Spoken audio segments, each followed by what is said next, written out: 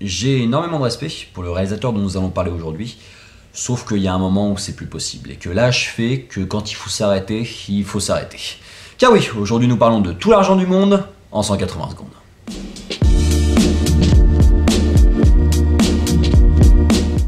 Réalisé par Ridley Scott et sorti le 27 décembre 2017, c'est le combat de la mère de Paul Getty, petit-fils du milliardaire J. Paul Getty, kidnappé pour réclamer une rançon à son grand-père qu'il refuse de payer.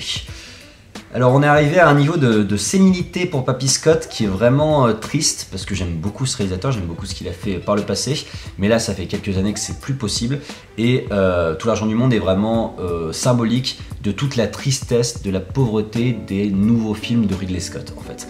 C'est un simple fait divers mis sur pellicule, sans aucune fulgurance, sans aucun personnage.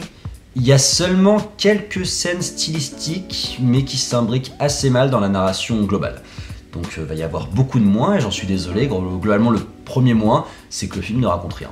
C'est qu'il veut nous, à travers le fait divers, il veut nous parler du fait que oh, l'argent c'est pas bien lorsque ça devient une avarice. Sauf que ça le raconte pas vraiment, en tout cas sans aucune subtilité. Il y a 2-3 scènes stylistiques pour le réclamer, mais c'est à peu près tout.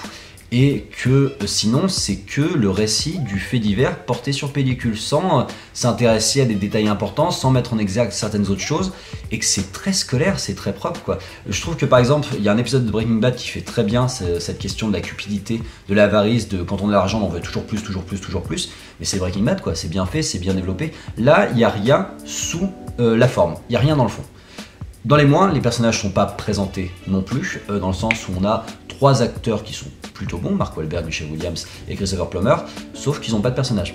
Donc en fait, ce ne sont que des personnages qui font l'action du récit, mais on n'a pas de passé, on n'a pas de raisonnement, on ne croit pas à leur changement de paradigme. On a le personnage de Romain Duris qui est pas inintéressant sur le papier, mais pareil, qui manque complètement de construction.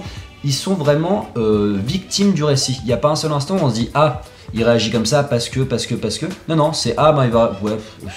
Il y a pas, on ne s'intéresse pas au derrière du premier abord de cette histoire, et c'est vraiment dramatique quoi, ça c'en est vraiment très frustrant. Et puis je vous parlais de cette succession de scènes très stylistiques qui représentent ce que fait Ridley Scott depuis quelques années, c'est-à-dire que c'est que des idées à droite à gauche qu'on a essayé de faire entrer dans un film, mais ça ne forme pas un tout cohérent, et c'était vraiment le cas aussi de Alien Covenant, c'était le cas de Cartel, et c'est pareil parce que c'est des films qui avaient des grands acteurs, mais qui n'ont pas pu s'impliquer plus que ça parce que les rôles n'étaient pas développés. Et puis le drame est globalement en plus mis en scène de manière poussive, que ce soit la musique qui nous pine les effets de mise en scène parce que de toute façon elle se lance trop tôt pour nous annoncer qu'il va y avoir un cliffhanger, petit cliffhanger, je pense à l'histoire de la statue pour ceux qui ont vu le film, et que ça donne en plus l'aspect, un certain aspect d'un running gag, c'est-à-dire qu'on essaye de mettre de l'horreur, de mettre de la tension, de mettre du suspense, de mettre de la surprise, sauf qu'à chaque fois que ça arrive on est en mode oh c'est lourd, donc c'est vraiment un gros raté encore une fois dans la carrière de Ridley Scott, et c'est bien dommage. Et top. Voilà, j'ai pas été tendre avec Ridley Scott, mais comme il l'a pas été avec Denis Villeneuve sur Blade Runner 2049, t'as un peu envie de dire c'est l'hôpital qui se fout de la charité. C'est vraiment dommage, j'espère qu'il ne touchera jamais à son Gladiator, parce qu'il avait dit qu'il serait bien partant pour faire une suite. Top, tu lâches cette caméra Ridley.